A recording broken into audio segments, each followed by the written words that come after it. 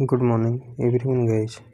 इस सेशन में हम इस ऑफ हॉर्टिकल्चर बुक के नेक्स्ट पार्ट को डिस्कस करेंगे, जिसके अंतर्गत फ्रूट साइंस स्टार्ट करेंगे। तो फ्रूट साइंस में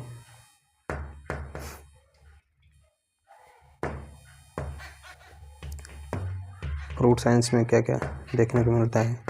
तो फ्रूट साइंस में पहले नंबर पर आता है जनरल पोमोलॉजी, यानी फ्रूट साइंस में जो पहला टॉपिक दिया है जनरल पोमोलॉजी दिया है।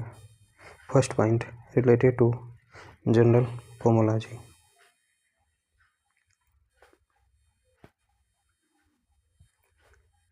First point related to general pomology. Word pomology derived from Greek word pom, meaning development of fruits from inferior ovary, and logos mean study। यानी pomology शब्द ग्रीक शब्द से मिलकर बना है, यानी पोमोलॉजी शब्द ग्रीक शब्द से मिलकर बना है, जिसमें पोम का मतलब होता है development of fruit from inferior ovary, यानी इन्फीरियर ओवरी से जो फ्रूट का डेवलपमेंट होता है, यही मतलब होता है पोम। पोम एक प्रकार का लैटिन वर्ड होता है। पोमोलॉजी आपका ग्रीक वर्ड होता है, जिसमें पोम वर्ड लैटिन वर्ड होता है, एंडोलॉजी आपका ये भी लैटिन वर्ड होता है, ग्रीक वर्ड होता है। यानी कि पोमोलॉजी यहाँ पर गलत दिया है यार, ग्रीक वर्ड दिया गया रहेगा तो ग्रीक लगाइएगा, नहीं तो लैटिन प्लस ग्रीक वर्ड होता है। लैटिन प्लस ग्रीक वर्ड होता है पोमोलॉजी, क्योंकि इसमें पोम इसी को हम पोमम के नाम से जानते हैं, ठीक, पोमम के नाम से जानते हैं। और पोमम का मतलब होता है development of fruit from inferior ovary, and logos का मतलब होता है study. Next point father of systematic pomology. Father of systematic pomology, यानी सिस्टमेटिक पोमोलॉजी का पिता किसे कहते हैं, तो डी कंडोले को कहा जाता है। यानी father of systematic pomology, systematic pomology का पिता किसे कहा जाता है, तो डी कंडोले को कहा जाता है। Next point temperate fruits are popularly known as India as hill fruits are cold region fruits, यानी टेम्परेट फ्रूट्स को हमारे भारत में टेम्परेट फ्रूट्स को पॉपुलरली हिल फ्रूट्स या फिर कोल्ड रीजन फ्रूट्स के नाम से जानते हैं। Next point India rank in first in productivity of grapes, banana and पपीता, यानी कि भारत का प्रोडक्टिविटी में किस किस फ्रूट क्रॉप के में पहला स्थान है, तो India rank first in productivity of grapes, banana and पपीता, यानी ग्रेप्स, बनाना एंड पपैया के प्रोडक्टिविटी में भारत का पहला स्थान है। Next point ratio of chlorophyll A to chlorophyll B is highest in C4 plants, यानी ratio of chlorophyll A to chlorophyll B is highest in C4 plants, यानी जो chlorophyll A and chlorophyll B का ratio होता है, यह सबसे ज़्यादा किस प्लांट में पाया जाता है, तो C4 प्लांट में पाया जाता है। Next point gibberellic acid is enhanced by exposing plant to red light, यानी कि प्लांट्स में gibberellic acid is enhanced by exposing plants to red light, यानी प्लांट के ऊपर हम लाल प्रकाश को गुजारते हैं तो इससे जो जिब्रेलिक एसिड की मात्रा होती है वो बढ़ जाती है। फिर से gibberellic acid is enhanced by exposing plants to red light, यानी प्लांट्स पर जब हम रेड लाइट गुजारते हैं तो इससे जो जिब्रेलिक एसिड की मात्रा होती है वो बढ़ जाती है। Next point the life line tree of Thar desert is Prosopis cineraria, Prosopis cineraria. फिर से the life line tree of Thar desert, यानी थार डिजर्ट का जो लाइफ लाइन ट्री होता है वो कौन सा होता है, तो प्रोसोपिस सिनेरेरिया होता है, प्रोसोपिस सिनेरेरिया होता है। फिर से थार डिजर्ट का जो लाइफ लाइन ट्री होता है उसे प्रोसोपिस सिनेरेरिया के नाम से जाना जाता है। Next point grape of the desert is Salvadora oleoides होता है, यानी grape of the desert desert का ग्रेप किसे कहा जाता है? तो डिजर्ट का ग्रेप जो है साल्विडोरा ओलियोइड्स को कहा जाता है। Next point, national phytotron facility is located at IARI New Delhi in 1997, यानी 1997 ईस्वी में न्यू दिल्ली के IARI में स्थित जो नेशनल फाइटोट्रॉन फैसिलिटी है यह लोकेटेड है, यानी national phytotron facility is located है IARI न्यू दिल्ली इन 1997, यानी 1997 ईस्वी में नेशनल फाइटोट्रॉन फैसिलिटी को न्यू दिल्ली के IARI में लोकेटेड किया गया है। Next point, south west direction is most sensitive to sun burn effect in plants, यानी प्लांट्स में सन के प्रति जो प्रभाव होता है, यानी सर्वाधिक जो हार्मफुल प्रभाव पड़ता है वो साउथ वेस्ट डायरेक्शन में पड़ता है, यानी साउथ वेस्ट डायरेक्शन में। फिर से, south west direction is most sensitive to sun burn effect in plants, यानी प्लांट्स में सूर्य के द्वारा जो जलने का प्रभाव होता है यह सर्वाधिक सेंसिटिव होता है किस डायरेक्शन में? तो साउथ वेस्ट डायरेक्शन में होता है। Next point, lopping of root stock, यानी लोपिंग ऑफ रूट स्टॉक, यानी रूट स्टॉक का जो लोपिंग होता है इसका मतलब क्या होता है? Removal of upper part of root stock after setting buds, यानी कि बर्ड्स के सेटिंग के बाद रूट स्टॉक के ऊपरी पार्ट को रिमूव करना ही क्या कहलाता है? लोपिंग ऑफ रूट स्टॉक कहलाता है। फिर से, बर्ड की सेटिंग के बाद रूट स्टॉक के अपर पार्ट को रिमूव करने को ही लोपिंग ऑफ रूट स्टॉक के नाम से जानते हैं। Next point, best time of planting temperate fruits, यानी टेम्परेट फ्रूट्स में प्लांटिंग का जो सबसे बेस्ट टाइम होता है वो दिसंबर जनवरी का महीना होता है, यानी टेम्परेट फ्रूट्स में प्लांटिंग का सबसे बेस्ट टाइम दिसंबर जनवरी का महीना होता है। रोज़ में नॉर्थ इंडिया में जो प्रूनिंग किया जाता है वो आपका दिसंबर जनवरी के महीने में किया जाता है, जबकि साउथ इंडिया में 2 बार प्रूनिंग किया जाता है। एक तो आपका फॉरवर्ड प्रूनिंग होता है, फॉरवर्ड प्रूनिंग को ही हम बेसिक प्रूनिंग के नाम से जानते हैं, और यह अप्रैल मई के महीने में किया जाता है। जबकि साउथ इंडिया में एक फ्रूट प्रूनिंग किया जाता है जो कि फ्रूटो अक्टूबर नवंबर के महीने में किया जाता है। Next point, resin canals are characteristics feature of a family anacardiaceae, यानी रेजिन कैनाल्स, यानी रेजिनस कैनाल्स। फिर से, resinous canals are characteristics feature of family anacardiaceae, यानी रेजिन कैनाल या फिर रेजिनस जो कैनाल्स होता है यह किस फैमिली का कैरेक्टरिस्टिक फीचर होता है? तो एनाकार्डियेसी फैमिली का कैरेक्टरिस्टिक फीचर होता है। यानी एनाकार्डियेसी में आपका कौन कौन से फ्रूट क्रॉप आते हैं? तो एनाकार्डियेसी में आपका एक तो मैंगो आता है, दूसरे नंबर पर कैश्यू नट आता है। Next point, D grinning temperature for most horticultural crop, यानी सर्वाधिक हॉर्टिकल्चरल क्रॉप्स के लिए जो डी ग्रीनिंग टेम्परेचर होता है कितना होता है? तो 27 डिग्री सेंटीग्रेड टेम्परेचर होता है, यानी कि सर्वाधिक हॉर्टिकल्चरल क्रॉप्स के लिए जो डी ग्रीनिंग टेम्परेचर होता है वो 27 डिग्री सेंटीग्रेड होता है। Next point, bisexual flower are also known as bisporangiate, यानी बाइसेक्सुअल फ्लावर को बाइस्पोरेंजिएट के नाम से जानते हैं, यानी बाइसेक्सुअल फ्लावर्स को बाइस्पोरेंजिएट फ्लावर के नाम से जाना जाता है। Next point, photoblastic seed germination is observed in raspberry, यानी फोटोब्लास्टिक सीड जर्मिनेशन किस में ऑब्जर्व किया जाता है? तो रास्पबेरी में ऑब्जर्व किया जाता है, यानी photoblastic seed germination is observed in raspberry, यानी फोटोब्लास्टिक सीड जर्मिनेशन किस में प्राप्त किया जाता है? तो रास्पबेरी में प्राप्त किया जाता है। नेक्स्ट है, Trichoderma viride is used to control damping off, यानी कि फ्रूट क्रॉप्स के नर्सरी में डैम्पिंग आपको कंट्रोल करने के लिए ट्राइकोडर्मा विरिडी का प्रयोग किया जाता है, यानी कि फ्रूट क्रॉप्स के नर्सरी में डैम्पिंग आपको कंट्रोल करने के लिए ट्राइकोडर्मा विरिडी का प्रयोग करते हैं। यह डैम्पिंग आप 3 स्पेसीज से होता है। एक तो पहले नंबर पे आपका पिथियम एफिनिडर्मेटम होता है, ये नहीं काज करेगा तो फिर इसके बाद फाइटोप्थोरा इन्फेस्टेंस काज करता है, फिर ये भी नहीं करेगा तो राइजोक्टिनिया सोलेनाई होता है। यह डैम्पिंग आपके लिए तीनों फंजाई रिस्पॉन्सिबल होते हैं। नेक्स्ट है, constant factor for estimating heat units, यानी हीट यूनिट के एस्टिमेटिंग के लिए जो कांस्टेंट फैक्टर होता है कितना होता है? तो 10 डिग्री सेंटीग्रेड होता है, यानी constant factor for estimating heat unit, यानी कि हीट यूनिट्स के एस्टिमेशंस के लिए जो कांस्टेंट फैक्टर होता है वो 10 डिग्री सेंटीग्रेड होता है।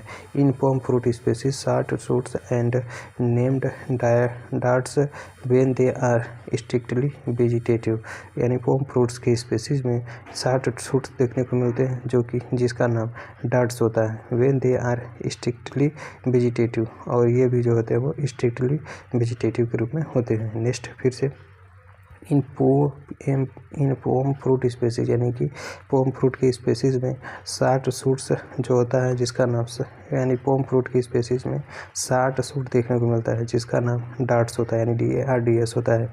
व्हेन दे आर रिस्ट्रिक्टली वेजिटेटिव, और ये जो होते हैं वो स्ट्रिक्टली वेजिटेटिव होते हैं। Next point, sweet chestnut has highest longevity, यानी कि जो स्वीट चेस्टनट होता है इसकी जो लॉन्जिविटी होती है वो सबसे ज़्यादा होती है, यानी स्वीट चेस्टनट की जो लॉन्जिविटी होती है वो सबसे ज़्यादा देखने को मिलती है। Next point, seed of jojoba, जिसे हम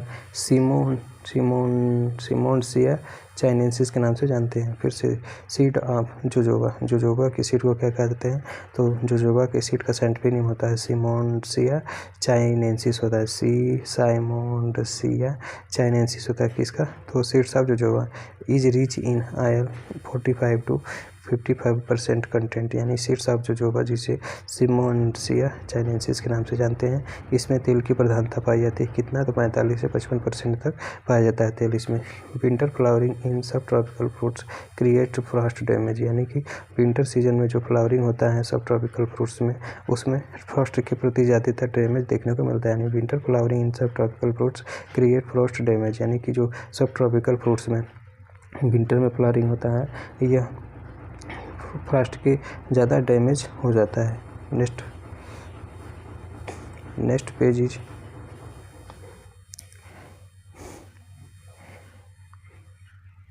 next heading is national fruits of different countries, यानी कि विभिन्न देशों में कौन कौन से नेशनल फ्रूट्स हैं उसके बारे में यहाँ डिस्कस किया जाएगा। एक तरफ कंट्री दिया है, दूसरी तरफ नेम ऑफ फ्रूट्स दिया है। बांग्लादेश का नेशनल फ्रूट जैक फ्रूट होता है जिसका साइंटिफिक नेम आर्टोकार्पस एट्रोफाइलस होता है। मैक्सिको का नेशनल फ्रूट एवोकाडो होता है, avocado scientific name avocado scientific name I don't know.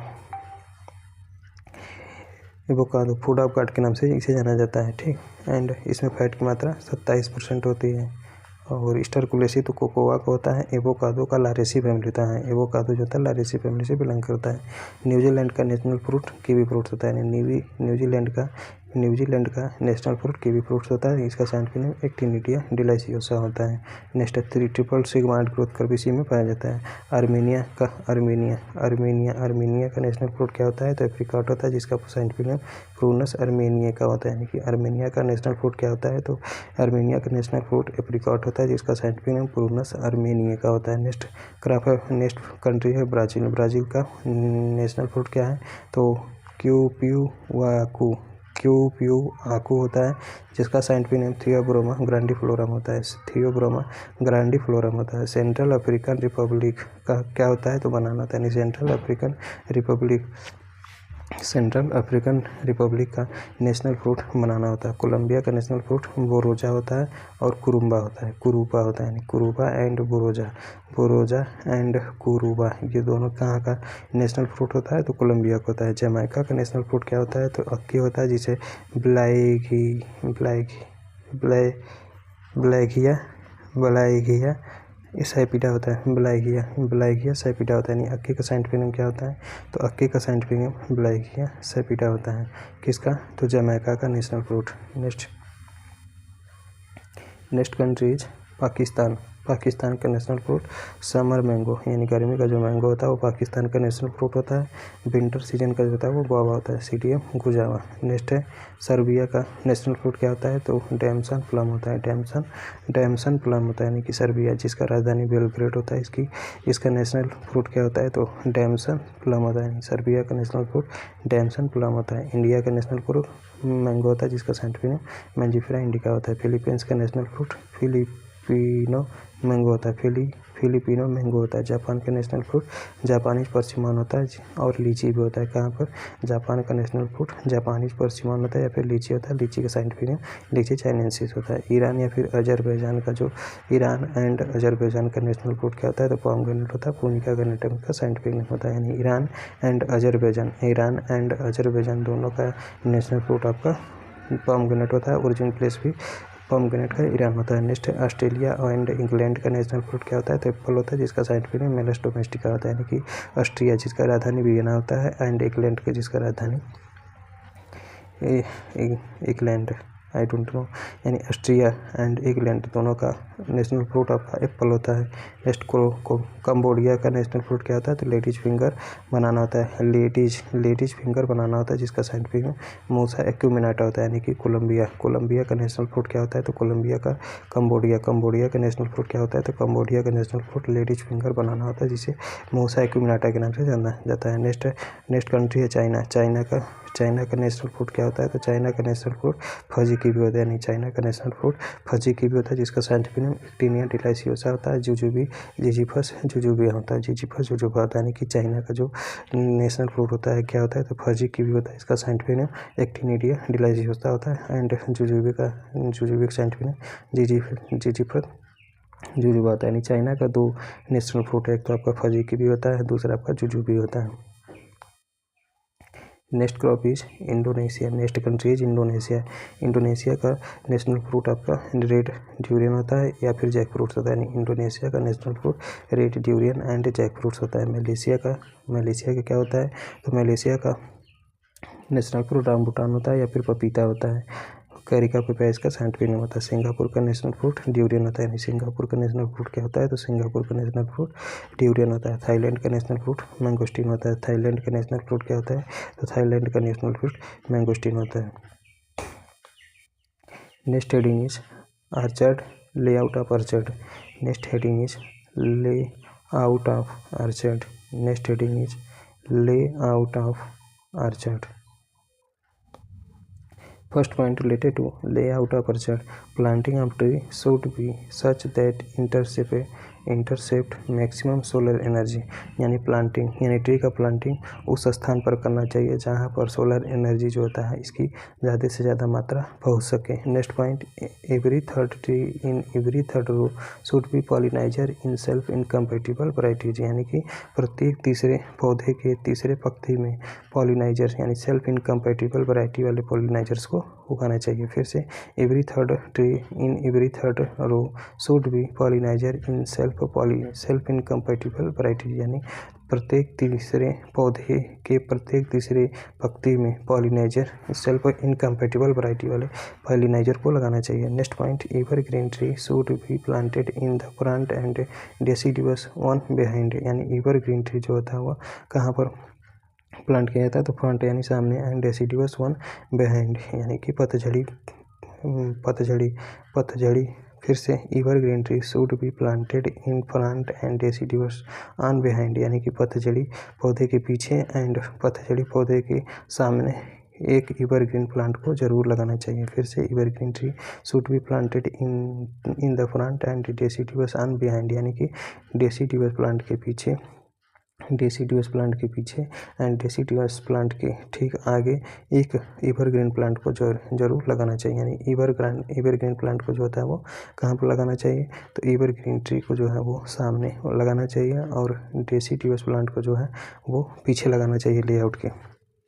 Next point, total orchard area under road buildings path tube wells at the rate 10%। यानी कि 100% एरिया में मान लीजिए कि गार्डनिंग का जो 100% एरिया उसमें से 10% एरिया जो होता है वो निकाल लिया जाता है। किसके लिए? तो टोटल ऑर्चर्ड एरिया। यानी टोटल ऑर्चर्ड एरिया का 10% एरिया जो होता है वो रोड्स बनाने में, बिल्डिंग बनाने में, पाथ बनाने में, ट्यूबवेल लगाने के लिए बचाया जाता है। Next point, filler plants must be quick growing and early fruiting. यानी फिलर प्लांट्स जो होते हैं वो क्विक ग्रोविंग के लिए एंड अर्ली फ्रूटिंग के लिए लगाए जाते हैं। यानी filler plants must be quick growing and early fruiting. यानी कि पहले फ्रूटिंग के लिए और क्विक ग्रोविंग के लिए किस प्लांट को लगाया जाता है? तो फिलर प्लांट्स के लिए फिलर प्लांट को लगाया जाता है। फिलर प्लांट्स को किसके अंतर्गत आते हैं? तो फिलर मेथड जो होता है वो कॉन्क्विंस मेथड या फिर डायगोनल मेथड को ही जाना जाता है। Next point, suitable plant for fencing. यानी फेंसिंग करने के लिए कौन कौन सा प्लांट सुइटेबल होता है? तो इसमें आपका अगेव आता है एंड पिथेकोलोबियम डुल्सी आता है and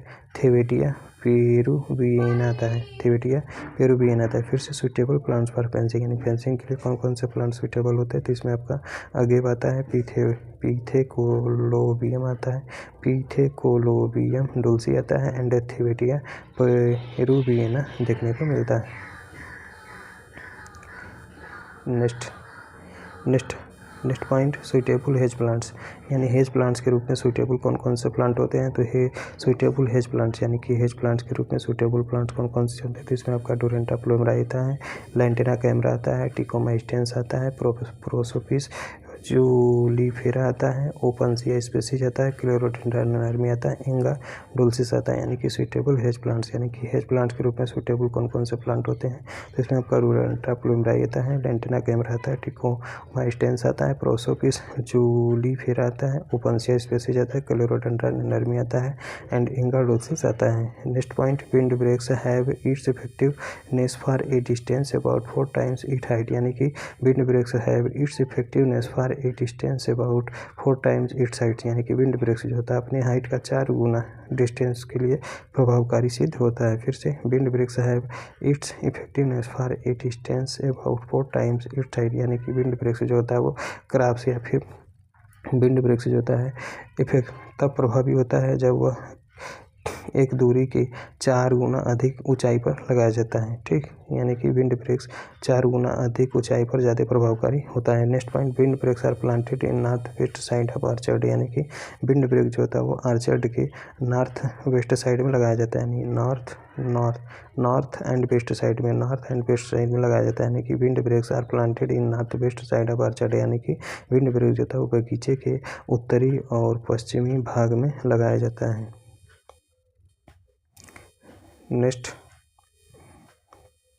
next point is suitable wind breaks plant and suitable wind breaks, यानी सुटेबल विंड ब्रेक्स में क्या आता है। तो सुटेबल विंड ब्रेक्स में आपका पॉलीएल्थिया लॉन्जिफोलिया आता है, यानी कि सुटेबल विंड ब्रेक्स में आपका पॉलीएल्थिया लॉन्जिफोलिया आता है, आजादी रेक्टा इंडिका आता है एंड टेरोस्पर्मम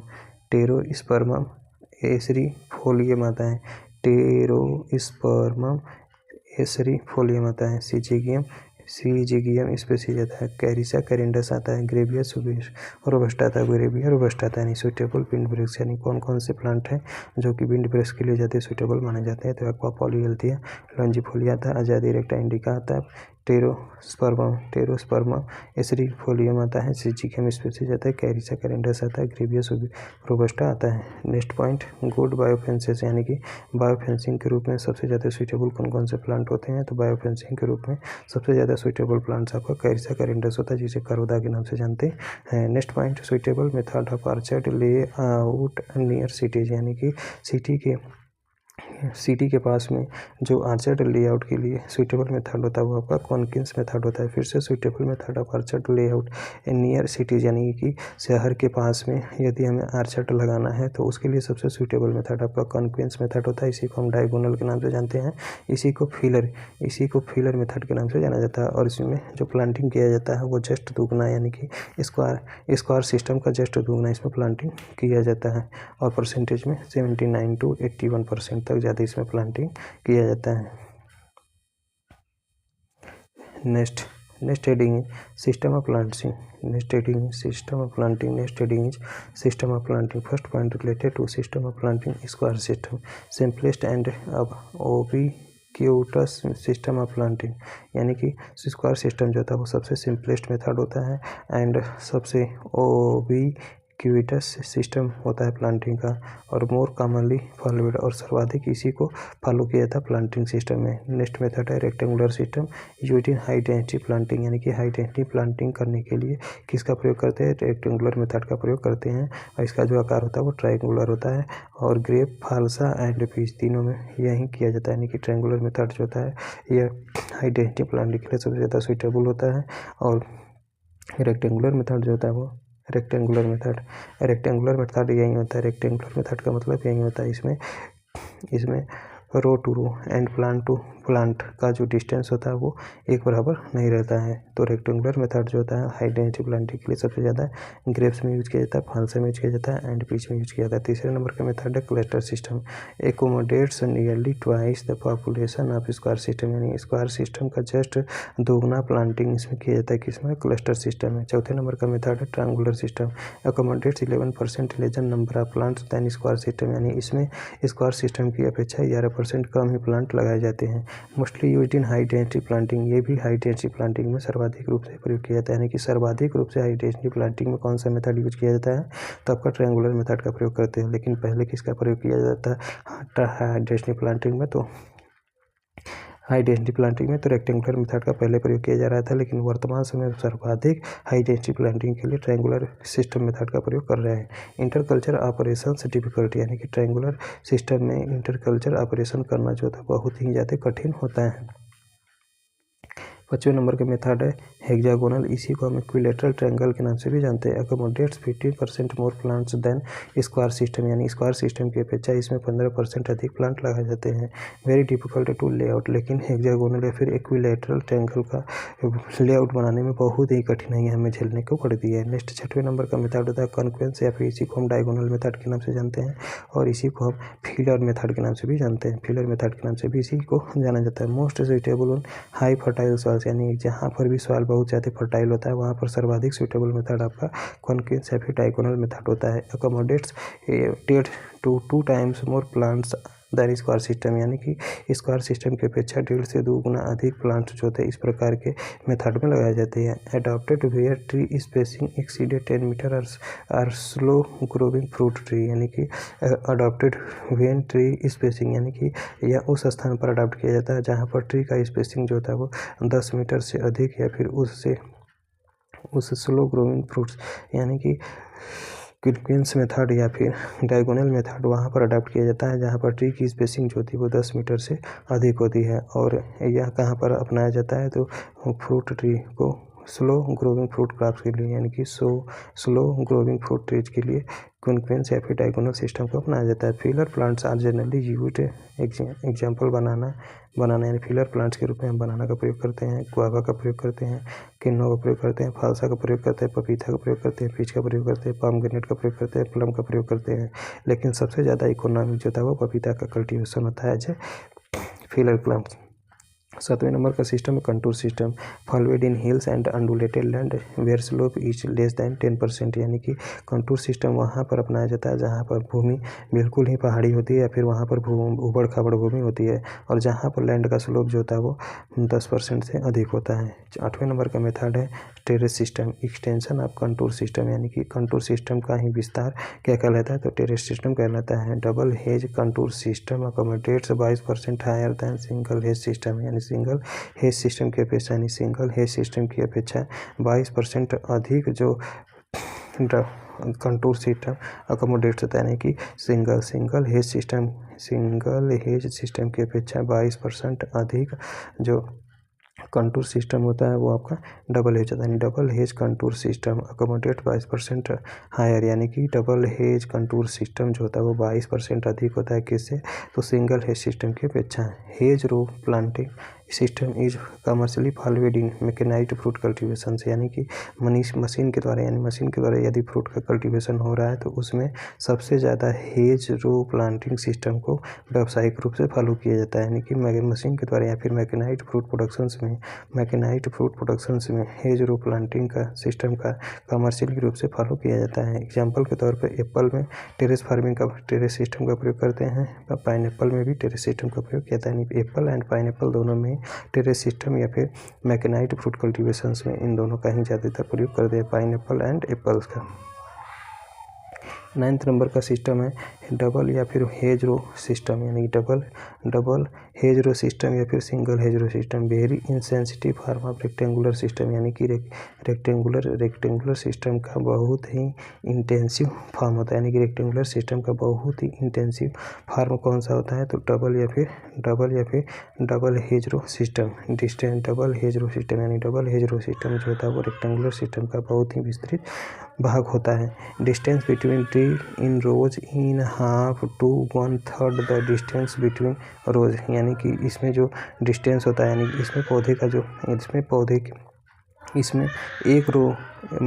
इसमें एक रो में जो डिस्टेंस होता है वो आधा होता है। 1/3 द डिस्टेंस बिटवीन रो, यानी कि डिस्टेंस बिटवीन रो, यानी कि रो के बीच में जो 1/3 डिस्टेंस होता है उसका आधा ही इसके रो में ट्री का डिस्टेंस रखा जाता है। इसके एग्जाम्पल के तौर पे यानी डबल हेज रो सिस्टम किसमें फॉलो किया जाता है, तो डबल हेज रो सिस्टम जो था वो पाइनएप्पल में फॉलो किया जाता है। 10वें नंबर का मेथड है फुल फील्ड सिस्टम, यानी full field system most efficient system for maximum high light interception, यानी मैक्सिमम लाइट इंटरसेप्शन के लिए जो सर्वाधिक इफिशिएंट सिस्टम होता है वो आपका फुल फील्ड सिस्टम होता है। फिर से मैक्सिमम लाइट इंटरसेप्शन के लिए जो सर्वाधिक इफिशिएंट सिस्टम होता है आपका फुल फील्ड सिस्टम होता है। Next method is high density planting. Discuss about high density planting, जिसे हम HDP के नाम से जानते हैं। First point related to high density planting, modern tool plant architecture management, यानी प्लांट के आर्किटेक्चर मैनेजमेंट का जो मॉडर्न टूल होता है वो आपका हाई डेंसिटी प्लांटिंग होता है। Next point multi storied cropping system was adopted for coconut, arecanut, ber and आंवला। मल्टी स्टोरीड क्रॉपिंग सिस्टम में कौन कौन से फसल को अडॉप्ट किया जाता है, तो इसमें कोकोनट आ जाता है, एरिकानट आ जाता है, बेर आ जाता है एंड आंवला आ जाता है, यानी कि ये सभी प्लांटेशन क्रॉप जो होते हैं वो हाई मल्टी स्टोरेज क्रॉपिंग के अंतर्गत आ जाते हैं। Next point high density planting is first established in Apple and England 1960 ईस्वी में, यानी 1960 ईस्वी में इंग्लैंड में सर्वप्रथम एप्पल में हाई डेंसिटी प्लांटिंग को जो है वो फॉलो किया गया था, फिर विकसित किया गया था। Next point meso orcharding is developed to utilise vertical and horizontal spaces, यानी कि जो वर्टिकल एंड हॉरिजॉन्टल स्पेसेस होता है उसको यूटिलाइज करने के लिए मेडो आर्चर्डिंग को जो होता है वो डेवलप किया गया था। फिर से मेडो आर्चर्डिंग is developed due to meadow orcharding is developed to utilize vertical and horizontal spaces, यानी कि वर्टिकल एंड हॉरिजॉन्टल स्पेसेस को यूटिलाइज करने के लिए मेडो आर्चर्डिंग को यूज किया जाता है। गुआवा में कितना रखा जाता है साइज, तो 2:1 रखा जाता है मेडो आर्चर्डिंग। नेक्स्ट पॉइंट मेडो आर्चर्ड या फिर अल्ट्रा हाई डेंसिटी प्लांटिंग, जिसे हम UHDP के नाम से जानते हैं, यानी अल्ट्रा हाई डेंसिटी प्लांटिंग को हम मेडो आर्चर्डिंग के नाम से जानते हैं। First point related to meadow orcharding, modern method of fruit cultivation से यूजिंग स्मॉल और dwarf tree with modified canopy, यानी कि कैनोपी को मॉडिफाइड के साथ, यानी कि मॉडिफाइड कैनोपी के साथ यदि छोटे पौधों को या यदि छोटे पौधे का प्रयोग जो होता है फ्रूट कल्टीवेशंस में किया जाता है, तो इस मॉडर्न मेथड को ही हम मेडो आर्चर्डिंग के रूप में जानते हैं, यानी कि मॉडिफाइड कैनोपी के साथ यदि छोटे पौधे का प्रयोग फ्रूट के कल्टीवेशंस में नए मेथड के रूप में करते हैं तो उसी को हम मेडो आर्चर्डिंग के नाम से जानते हैं। Next point is objective of meadow orcharding, mechanisation of all orchard activities, यानी कि बगीचे में जितने भी एक्टिविटीज़ होती हैं उसके मैकेनाइजेशंस के लिए मुख्य उद्देश्य होता है, यानी कि मेडो आर्चर्डिंग का जो मुख्य उद्देश्य होता है क्या होता है, तो main objective of meadow orcharding, तो मेडो आर्चर्डिंग का जो उद्देश्य होता है वो mechanisation of all orchard activity, यानी कि आर्चर्ड में जो सभी प्रकार की एक्टिविटीज़ होती हैं उसके मैकेनाइजेशंस के लिए मेडो आर्चर्डिंग किया जाता है। Next point originated in Israel, यानी कि मेडो आर्चर्डिंग का ओरिजिनेशन कहाँ से हुआ है, तो originated from Israel. Medo orcharding का ओरिजिनेशन कहाँ पर हुआ है, तो मेडो आर्चर्डिंग का ओरिजिनेशन जो होता है वो इजराइल से हुआ है।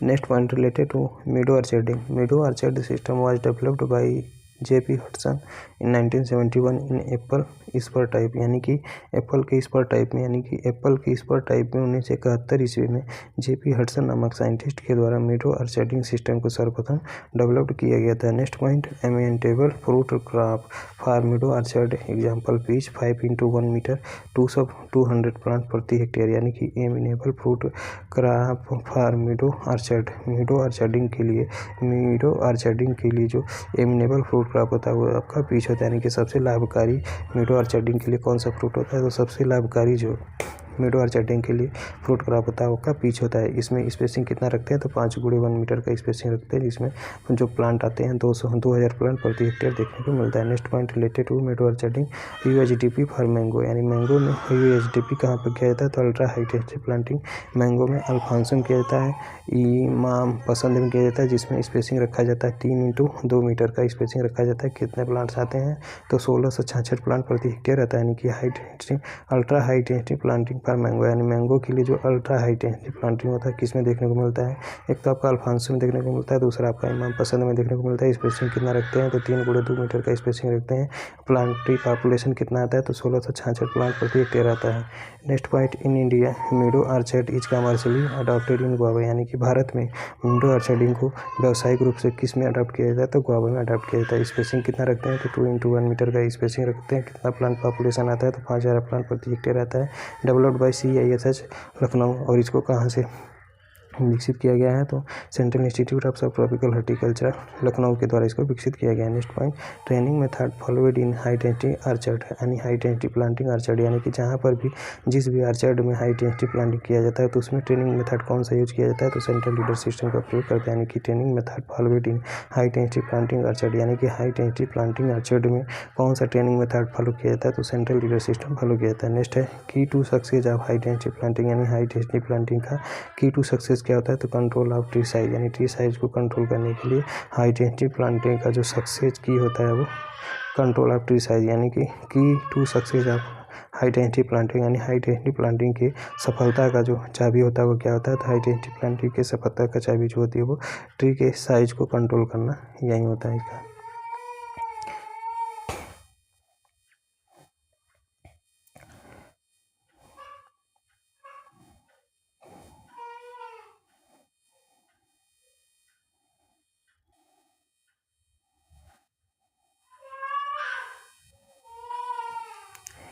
नेक्स्ट सेशन में हम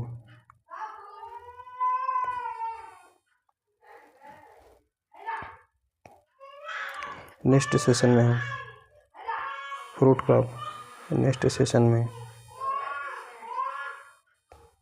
fruit crop varieties, spacing, number of plant प्रति hectare, square system of planting के बारे में डिस्कस करेंगे। थैंक यू एवरीवन गाइस, यानी इस टेबल को हम नेक्स्ट सेशन में डिस्कस करेंगे। Thank you.